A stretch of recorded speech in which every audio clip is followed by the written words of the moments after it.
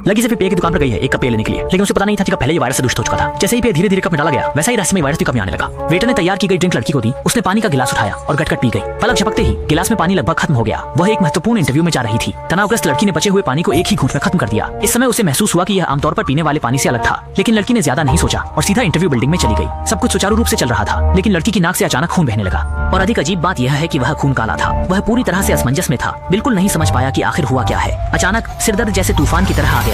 उसकी आंखें अचानक धुंधली हो गई और उसके चेहरे के भाव तीव्र दर्द से विकृत हो गए। वह चक्कर खाकर माँ के घर लौट आया। पेट में मरोड़ उठी जो उसे लगातार उल्टियों का एहसास कराने लगी। माँ।